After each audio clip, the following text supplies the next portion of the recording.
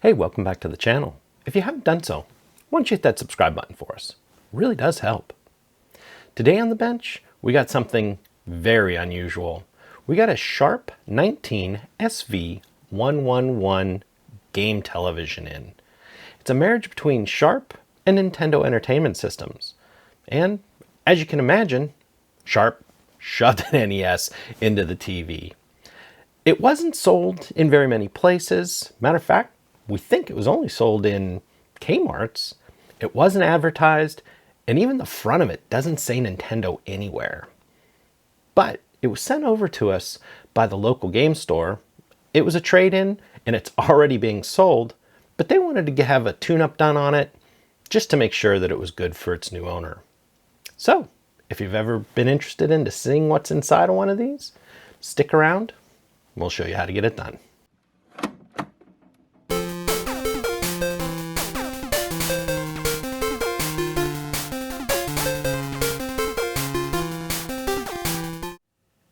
Today on the bench, or today overtaking the bench, is a Sharp 19SV111 game television, or more commonly known as the Nintendo television. But on that point, it doesn't say Nintendo anywhere that a normal consumer would see, which is kind of unusual. On the front, it simply says game. On the controller, it says game television, whereas our standard NES controller says Nintendo right on the top. This was sent to me by our local game store, Warp Zone, and they received it as a trade, and they asked me to simply do a tune-up or a cleanup on it before it goes out for sale.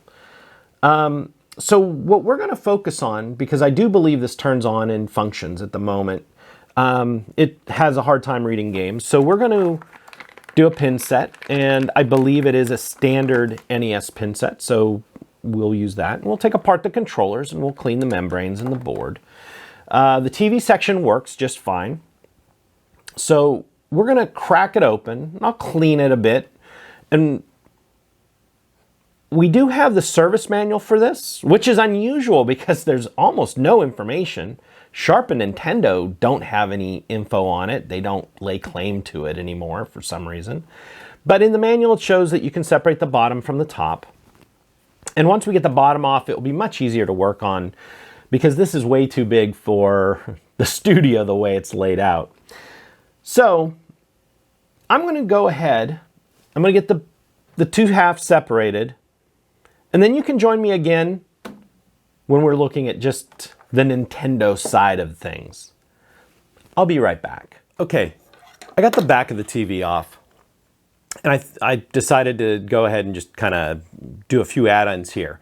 First of all, old CRT TVs have a lot of voltage in them. And there's a lot of fragile things and things you don't want to touch.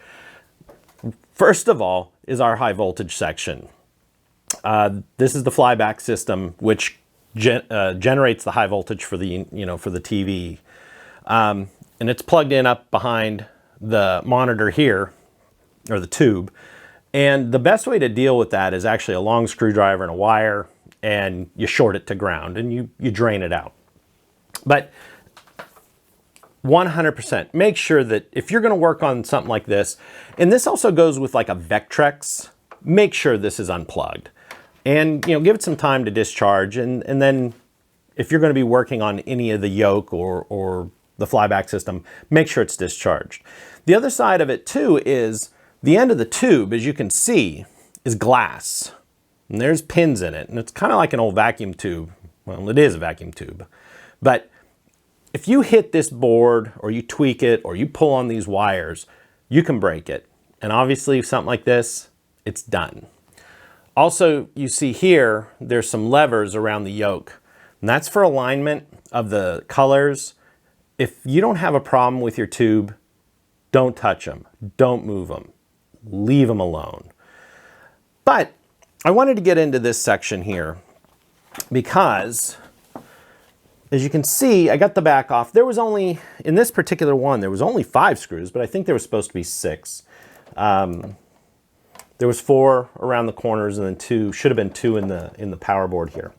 But when I got to this section, and I was looking at essentially the game piece of it, and I was looking at the wires going down in, and what I found was, and I know I'm going to have a bad angle here, they're all marked. So if we go ahead and pop that out, you know, we can see right there that this one's labeled EB. And on our board under here, it's also labeled EB. So it's nice in the fact that we can go ahead and disconnect our game part from the TV and not have to worry too much about the wires. So looking at the manual, there's only a few more screws in the bottom to separate it, but I wanted to show the wires. And when I get the bottom off and this tube safely stashed, I'll be right back. All right, we got the base off, and it wasn't as bad as it looked. Like I said, they did a real nice job at, you know, marking all of our connections.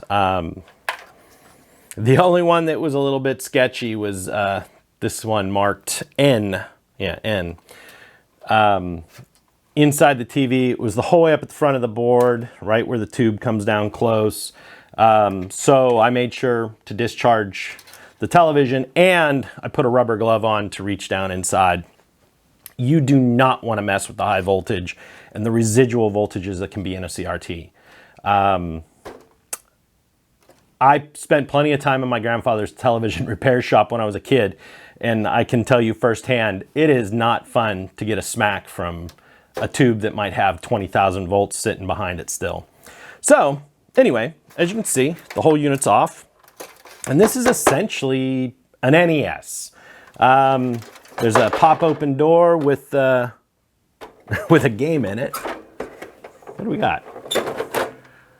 Great, Tecmo Bowl. We'll make sure to give that one back. And to get into it from this point, it looks like we only have a few screws, maybe 5 or 6. So let's just go ahead and get them out and see if this lid comes off.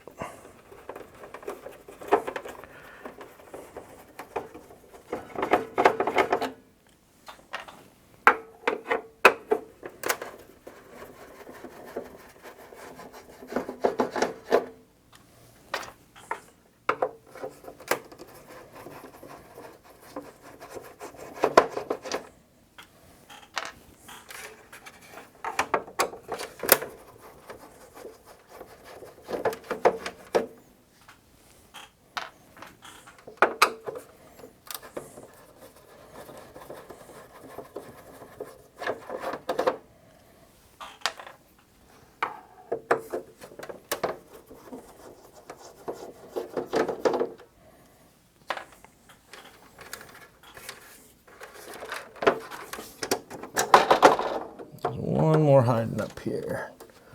Looks like all of them.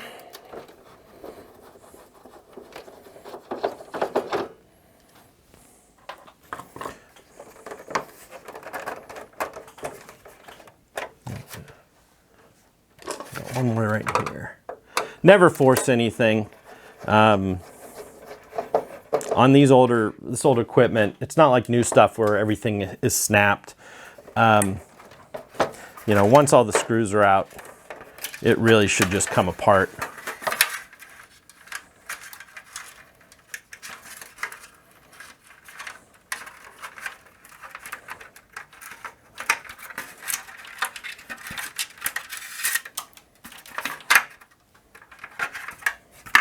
Okay, now we're in it. And for the most part, the shielding is just looking like a normal NES. The only difference is a external power supply, where, you know, a normal NES would be plugged in with something like that.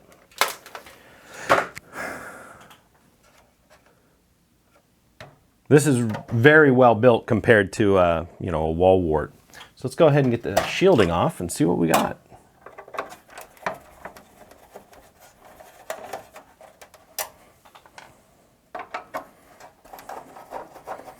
Another YouTuber by the name of Nintendo has recently posted a video on one of these Sharp game TVs.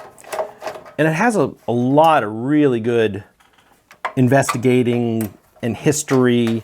It's very interesting to watch. If you have not seen it, you may want to go look for it. But he goes in and explains how, you know, there's really not a lot known about these.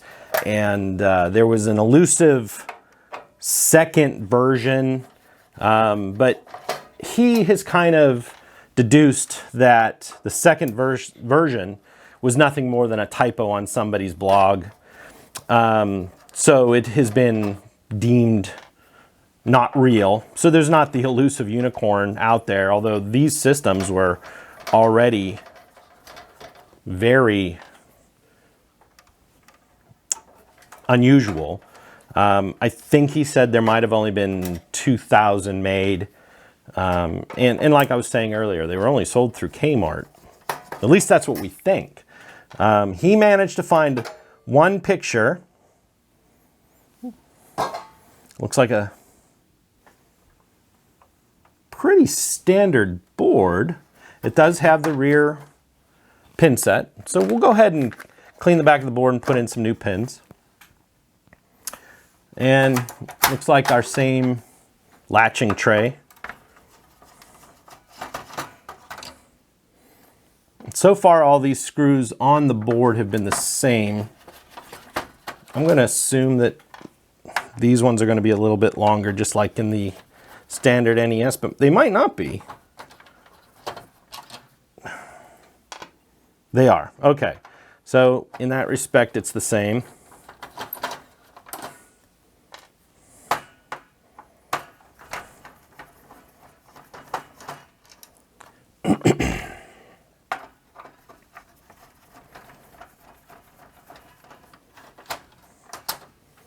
Okay, the two long screws are the second screws in the tray, just like on an NES.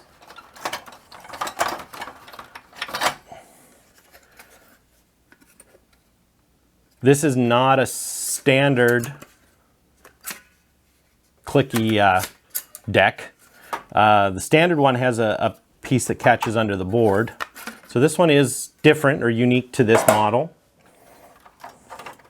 And here's our board. And the board is unique also.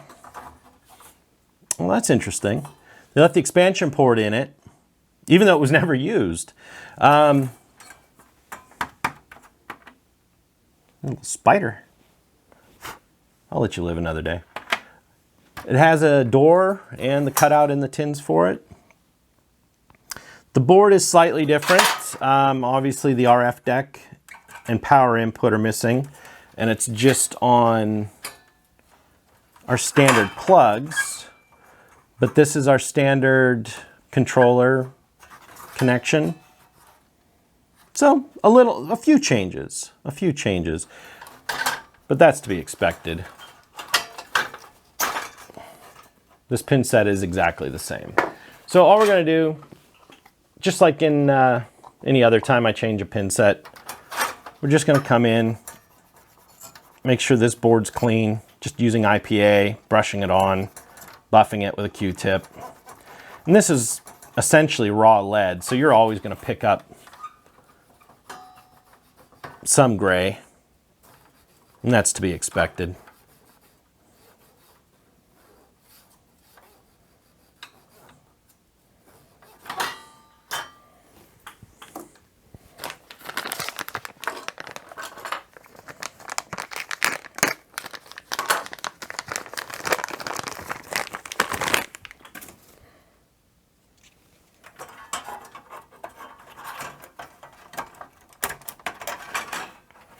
When they go on, just make sure it lines up with your holes.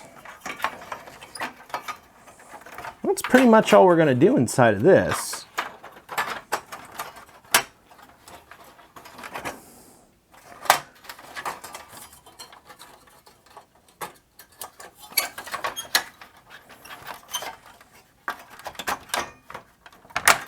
There we go. Board's down, pins are in.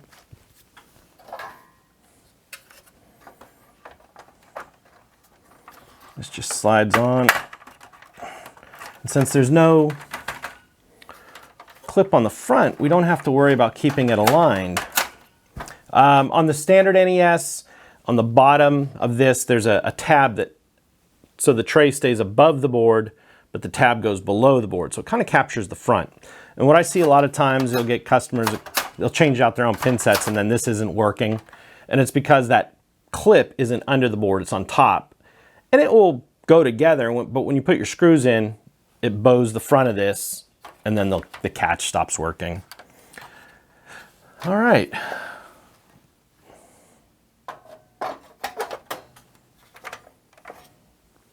It's pretty straightforward, other than having to deal with a big heavy television. But I guess we should put our screws in before we put our tins on. Like I was saying, there's two longer screws and they're going to go in this forward position of the rear screws. That kind of just pinches everything together.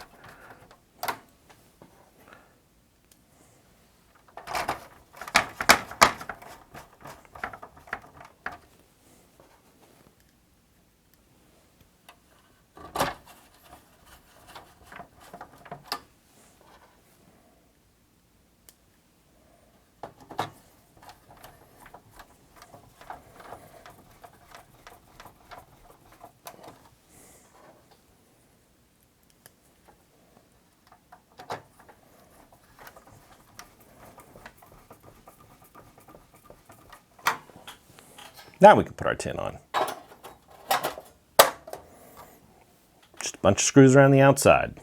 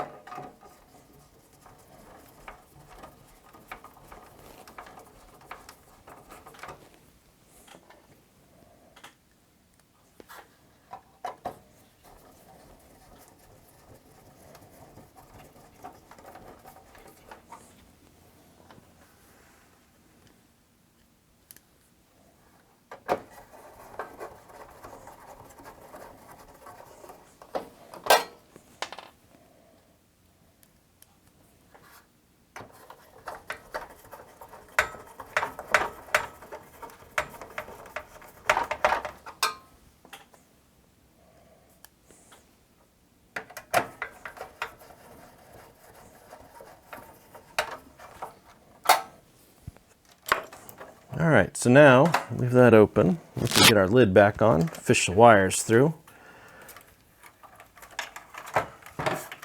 It looks like our high voltage, or our 110, came through a separate opening. So make sure to put that through by itself. And then all the others came through this other opening.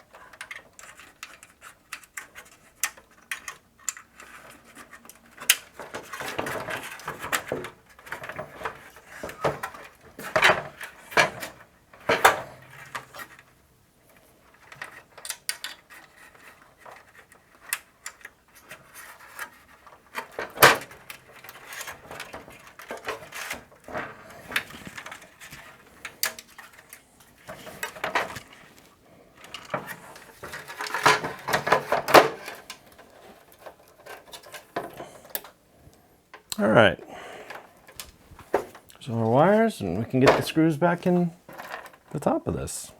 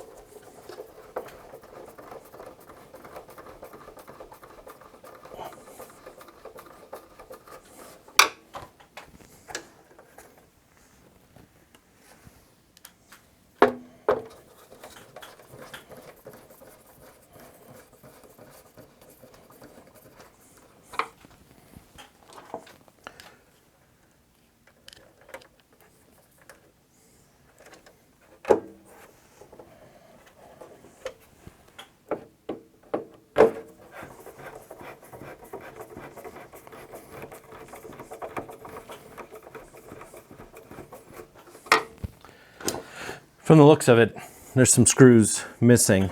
Looks like there could be a few more in here, but doesn't matter. There's enough to hold this all together.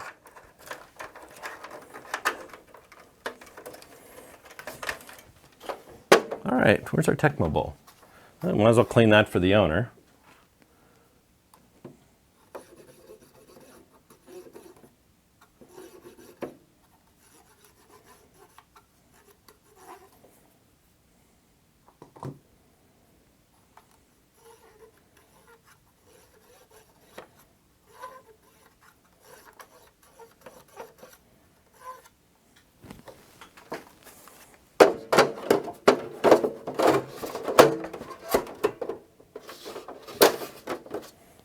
All right, so that's all back together. Let's look at our controllers next. All right, here's our controller for the game system, and here's our standard NES controller. As you can see, they're pretty much identical, except this one's black, and it doesn't say Nintendo on it. On the back, it is molded, and I believe it's even the same part number. Hold on, what's that say? NES 004 model number, made in Japan. NES 004 model number. Okay. Which is unusual. I'm surprised they didn't give it a different model number. So that's telling me it's going to be exactly the same inside. But let's go ahead and give them a cleanup just to make sure. I don't know where that warranty seal would have come from, but it's definitely not Nintendo's.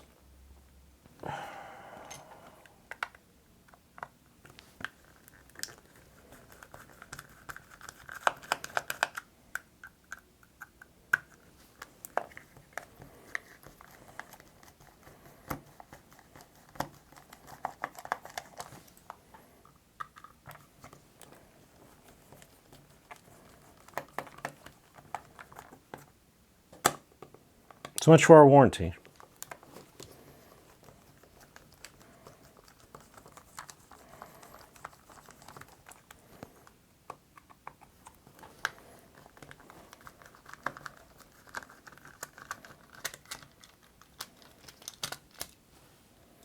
Okay. Nothing unusual here, but they are very dirty. So we'll give it all a good cleaning.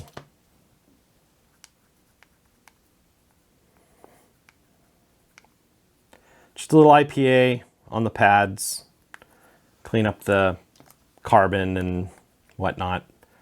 You don't want to get too aggressive with the circuit board because these are carbon traces and we don't want to We don't want to destroy them. Although, it's nice knowing that since this is basically just the same as the standard white one, if there is a problem with the internals, we can just swap out the membranes in the board with a known good working one.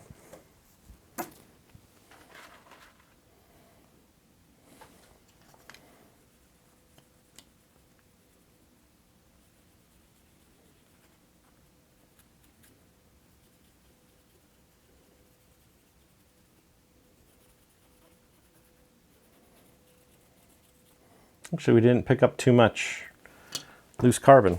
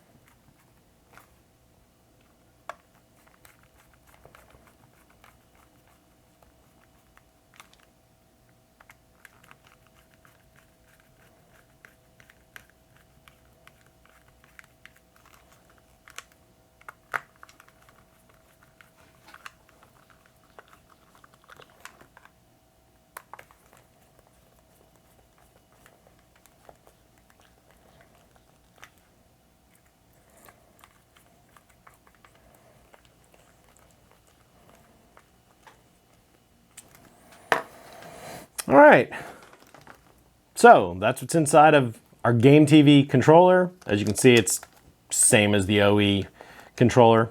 I'm gonna go ahead and clean up the second one. I'm gonna put that bottom back on that big TV, and I'll be back. We can see if it all works. Well, we got it all back together, and all I can say is it's a lot easier to work on a Switch or Game Boy on this table. You know, you really have to appreciate the girth and the weight of these old systems. I'm guessing it's well over 50 pounds. So to muscle it around and move it around, and of course, there's a lot of stuff on this bench that you don't see, like, you know, a pile of test games and tools and whatnot. So it makes it very difficult to work on something of this size. But anyway, we got it all back together. I did take a few pictures, and I'll be posting them up on Facebook of the internals. It's a very neat system, and I wish, you know, some of the modern companies would do something like this again. But I know consoles are a little on the short-lived side these days. But we have the Tecmo Bowl here that we took out of it. But we do have my favorite test cartridge, which is Mario. So let's get this thing on and see what it does. So we have a power button up here. I think that's just for the TV. And we need a game in here. Let's see if my test game is clean.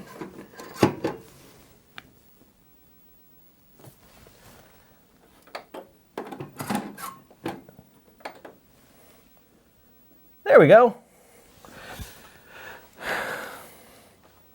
And I have the controller, and I can see it here in my monitor. Let's just give her a quick test. And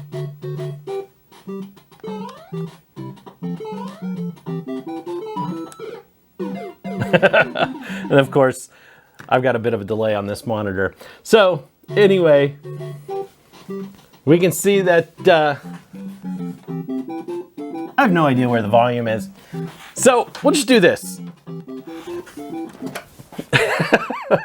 Anyway, if you have any comments, go ahead and make them down below. if you like to see more content on some of the oddball stuff, I've got my own personal collection I can definitely share with the channel. And, you know, please don't forget to hit that subscribe button, give us a thumbs up, and I'll see you on the next video.